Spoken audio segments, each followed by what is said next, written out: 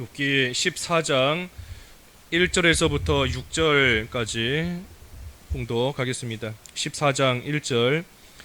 여인에게서 태어난 사람은 생애가 짧고 걱정이 가득하며 그는 꽃과 같이 자라나서 시들며 그림자같이 지나가며 머물지 아니하거늘 이와 같은 자를 주께서 눈여겨 보시나이까?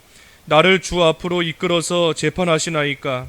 누가 깨끗한 것을 더러운 것 가운데에서 낼 수 있으리이까? 하나도 없나이다. 그의 날을 정하셨고 그의 달수도 주께 있으므로 그의 규례를 정하여 넘어가지 못하게 하셨사온즉 그에게서 눈을 돌이켜 그가 푼꾼같이 그의 날을 마칠 때까지 그를 홀로 있게 하옵소서.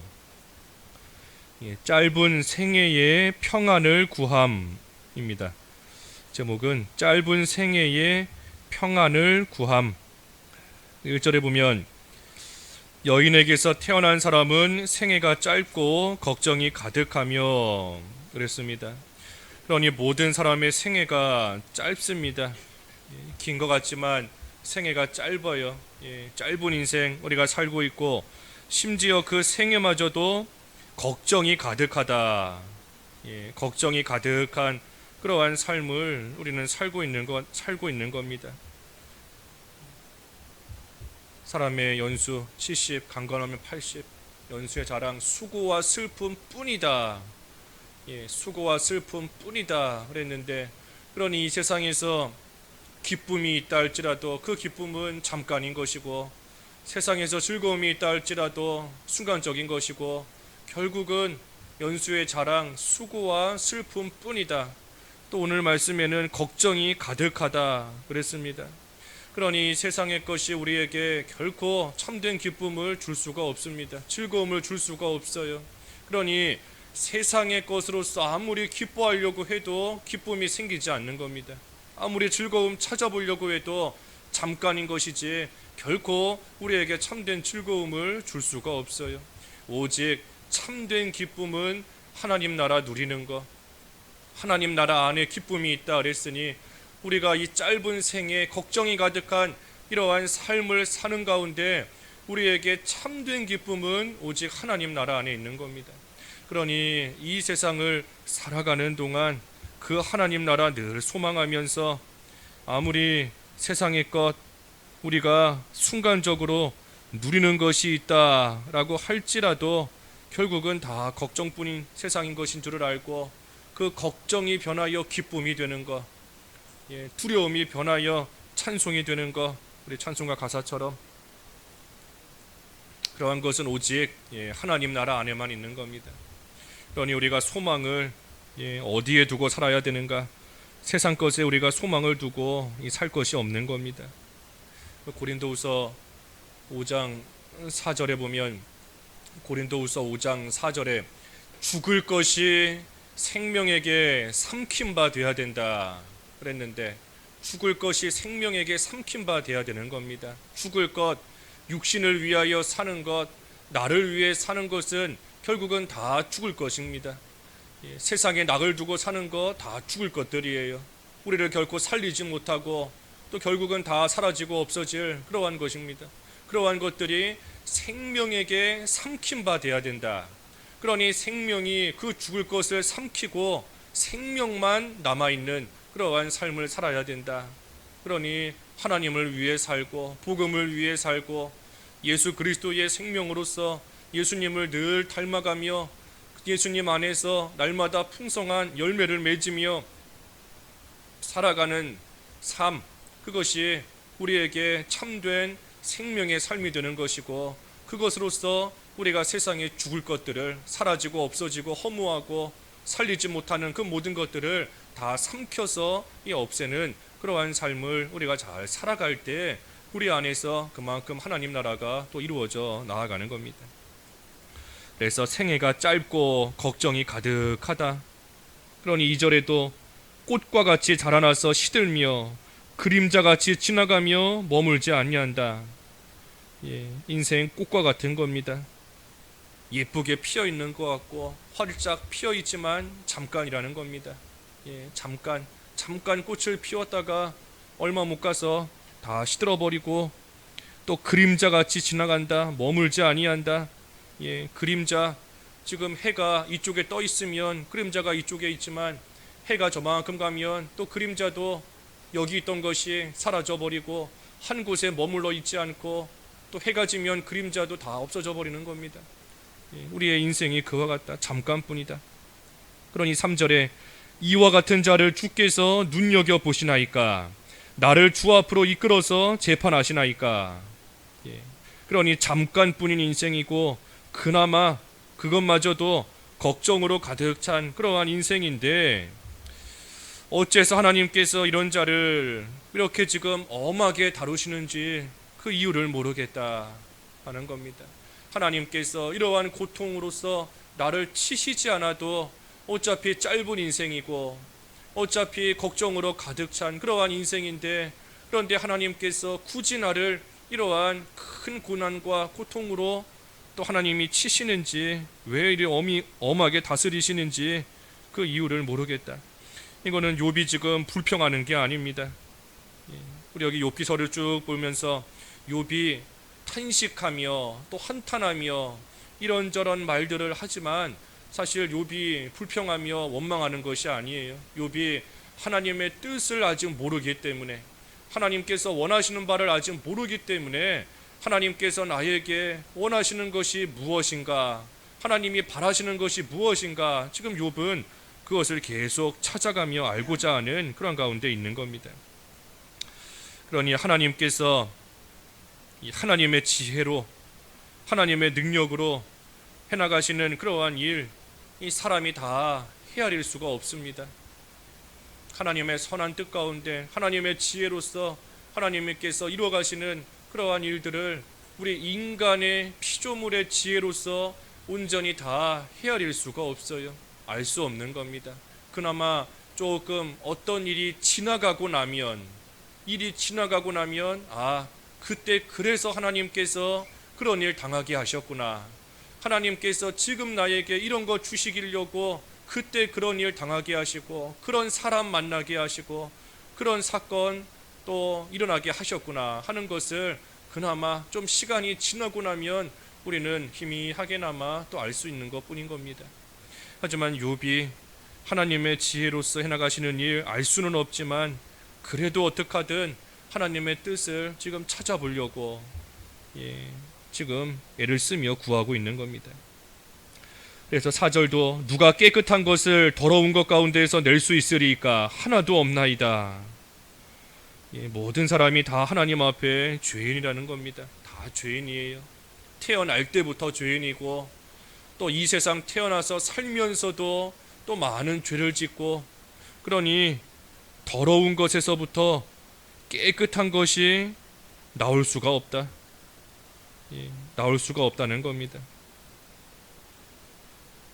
그러니 우리가 참 이 세상 사는 동안 또 하나님 앞에서 우리가 설 수 있는 것, 우리가 태어날 때부터 죄인인데 또 살면서도 죄를 짓는데 그런데도 우리가 하나님 앞에 담대하게 설 수 있는 것은 이 하나님께서 우리를 거듭나게 하시고 말씀과 성령으로 거듭나게 하시고 또한 믿음으로 말미암아 의롭다함을 받았기 때문에 하나님 앞에 그래도 우리가 담대하게 설 수 있는 겁니다. 우리의 무슨 힘으로 감히 하나님 앞에 설 수가 없어요. 하지만 하나님께서 의롭다 칭해 주신 우리, 참으로 예수님의 피로 깨끗하게 씻어 주셨기 때문에 하나님 앞에 우리는 담대하게 나아가서 설 수 있는 겁니다. 그러니 우리의 신분, 참으로 죄인이면서 또 동시에 의인인 것, 의인이면서 죄인인 것, 그것이 우리의 신분인 겁니다. 하나님께서 우리를 의롭다 칭해 주신 의인이지만 하지만 이 세상 살면서 또 날마다 이런저런 모양으로 죄짓고 살아가는 또한 동시에 죄인인 것, 죄인이면서 의인이고 의인이면서 죄인인 겁니다. 5절에 보면 그의 날을 정하셨고 그의 달수도 주께 있으므로 그의 규례를 정하여 넘어가지 못하게 하셨사온즉. 여기 조금 전에 3절과 4절 다시 보면 모든 사람이 죄인이다. 모든 사람이 죄인이다. 깨끗한 것을 더러운 것 가운데서 낼 수 있는 자 하나도 없다. 또 한 가지도 없다. 그런데도 이와 같은 자를 주께서 눈여겨 보시나이까. 나를 주 앞으로 이끌어서 재판하시나이까. 지금 욥이 이 말을 하는 것은 모든 사람이 다 죄인인데 하나님께서 눈여겨 보셔서 하나하나 살펴보시면 하나님 앞에 벌받지 않을 사람이 한 사람도 없다 하는 겁니다. 모두가 다 죄인인데 하나님께서 그 모든 사람들 하나하나 일일이 하나하나 눈여겨서 자세히 살펴보시면 어찌 하나님 앞에 설 수 있는 사람이 있겠습니까? 하나님의 심판과 하나님의 벌을 받지 않을 수 있는 사람이 누가 있겠습니까? 그러니 모든 사람이 하나님의 벌을 받는 것이 당연하다. 그러니 욥도 하나님 앞에 자기가 죄인인 것을 알고 있고 아무리 경건하게 살고 있다 할지라도 하나님 앞에 죄인인 것을 알고 있고, 그러니 하나님께서 자세히 살펴보시면 하나님의 이러한 벌, 하나님의 이러한 심판의 징계 또 안 받을 수가 없다 하는 것은 욥도 알고 있는 겁니다. 하지만 유독 욥에게만, 하나님께서 유독 욥에게만 남들보다 더 큰 그러한 고통을 주시니, 그러니 욥이 계속 지금 증거하지만 하나님께서 왜 나에게만 유독 이렇게 하시는지 내가 모르겠다. 모든 사람이 죄인인 것은 맞고 나도 거기에서 예외는 아니고 하나님께서 눈여겨 살펴보시면 하나님의 그 눈에서부터 벗어날 수 있는 자 아무도 없다. 하지만 왜 유독 나에게만 하나님께서 이러한 고통을 주시는가? 어제도 10장에서 보았지만 악한 자, 나보다 더 악을 행하는 자는 멀쩡하게 잘 사는 것 같은데, 나보다 더 죄짓고 살아가는 자 아무 일 없이 잘 사는 것 같은데, 그런데 하나님께서 왜 나에게만 이렇게 남들보다 더 심한 고통을 하나님께서 당하게 하시는가? 욥이 그것을 모르겠다는 겁니다. 그래서 5절에도 아까 조금 전에 읽은 대로 하나님께서 그의 날을 정하셨다. 날수도 죽게 있으므로 그의 규례를 정하여 넘어가지 못하게 하셨다. 하나님께서 이미 모든 달수를 다 정해 놓으셨다. 그러니 사람이 인생의 연수를 자기 마음대로 늘리거나 줄이거나 할 수가 없다는 겁니다. 언제까지인지 알 수는 없지만 하나님께서 정해 놓으신 그만큼 이 세상에 사는 것이다. 그러니 살고 죽는 것은 하나님께 맡기고, 더 살고 싶다고 해서 사는 것도 아니고 빨리 죽고 싶다고 해서 죽을 수 있는 것도 아닌 겁니다. 그러니 살고 죽는 것은 이 하나님께 맡기고, 그저 주께서 하나님께서 기뻐하시는 그러한 자가 되기 위해서 힘쓰며 우리도 살아가는 겁니다. 그래서 마지막 6절에 그에게서 눈을 돌이켜 그가 품꾼같이 그의 날을 마칠 때까지 그를 홀로 있게 하옵소서. 하나님께서 정해놓으신 사람의 생애가 앞에서 본 것처럼 꽃과 같고 그림자 같고 또 심지어 걱정이 가득한 인생이다. 그런데 그 인생 하나님께서 눈여겨보시고 살펴보시면 이 모든 사람이 죄인인데 살 수 있는 자가 아무도 없다. 그러니 하나님께서 눈을 돌이키셔서 나로 하여금 좀 쉴 수 있게 해달라. 이 욥이 지금 연약한 가운데 하나님께 구하는 겁니다. 모든 사람 죄인인 거 내가 다 알고 있습니다. 하나님께서 다 살피시면 그 누가 하나님 앞에 살 수가 있겠습니까? 하지만 하나님께서 나에게 눈을 좀 돌이키시고 나를 좀 긍휼히 여기셔서 나를 좀 이 고통 가운데서 쉴 수 있게 해주십시오. 나에게 좀 평안을 주십시오 하고 욥이 지금 구하는 겁니다. 품꾼같이 그의 날을 마칠 때까지 그를 홀로 있게 하옵소서. 이 품꾼이 하루 종일 힘들게 일하고 나면 이제 일이 끝나고 난 이후의 시간은 좀 쉬는 겁니다. 품꾼이 그 남은 시간은 자기를 위해서 좀 편안하게 집에 가서 쉴 수 있는 그러한 시간이에요. 그러니 욥도 지금 그와 같이 구하는 겁니다. 품꾼같이 그의 날을 마칠 때까지 홀로 있게 하옵소서. 품꾼이 그 날의 남은 시간 홀로 편안하게 그나마 좀 쉴 수 있는 것처럼 욥이 나도 내가 지금까지 너무나 많은 고통을 겪었는데 이제 남은 생에는 하나님께서 좀 불쌍히 여기셔서 품꾼이 쉬는 것처럼 나에게도 좀 평안을 주시고 내게도 좀 쉴 수 있는 그러한 시간을 좀 주시옵소서. 이 욥이 지금 구하고 있는 겁니다. 그러니 욥의 연약한 모습이에요. 육신적인 그러한 연약함으로써 하나님 앞에 구하는 겁니다. 하나님의 뜻은 모르겠지만 제발 좀 나에게 살 수 있게 해달라, 제발 나를 좀 건져 주십시오 하면서 구하는 겁니다. 하지만 이후에 이제 7절부터 뒤에 쭉 보면 이 욥이 그래도 이러한 연약함 속에서도 하나님께서 정해놓으신 때까지 참고 견디려고 합니다. 욥이 그저 연약함으로 하나님께 하나님 살려주세요, 너무나 힘듭니다, 고통스럽습니다, 그게 욥의 지금 바람이지만 하지만 욥이 그것만 가지고 하나님께 구하는 것이 아니에요. 그러한 연약함으로써 하나님 앞에 탄식하며 기도하지만 욥은 결국은 믿음을 쓰는 겁니다. 하나님이 정해놓으신 그때까지가 언제인지 나는 모릅니다. 하지만 그때까지 내가 견디겠습니다. 그때까지 내가 참으며 인내하겠습니다 하면서 욥이 믿음으로 이 모든 것을 견디고자 지금 발버둥 치며 나아가고 있는 겁니다. 그래서 이 모든 일들, 욥이 하나님의 선한 뜻을 찾아가고 있는 그러한 과정입니다. 욥이 이해할 수 없는 그러한 고난 가운데 지금 처해 있지만 그래도 욥은 하나님께 불평하지 않아요. 하나님께 불평하지 않고 기도하면서 하나님의 그 뜻을 깨달아 알기를 지금 간절히 원하고 있는 것인데, 우리도 이 욥의 이러한 모습을 잘 우리가 본받아야 되는 겁니다. 우리도 이해할 수 없는 고난, 알 수 없는 괴로움, 하나님께서 왜 이런 일 당하게 하시는지 교회적으로나 가정적으로나 개인적으로나 이러한 일 당할 때가 많이 있는 겁니다. 하지만 우리도 욥과 같이 하나님의 뜻이 무엇인지 알 수 없지만 하지만 분명히 하나님께서 이루어가고 계시는 일이 있으니 불평하지 말고 원망하지 말고, 비록 우리의 육신적인 연약함이 있지만 하지만 욥과 같이 내가 하나님의 때까지 견디겠습니다, 하나님의 때까지 믿음으로 내가 참으며 인내하겠습니다 하는 그러한 귀한 믿음으로 우리도 우리에게 주신 모든 일들 우리가 잘 통과해야 되겠습니다. 기도하겠습니다.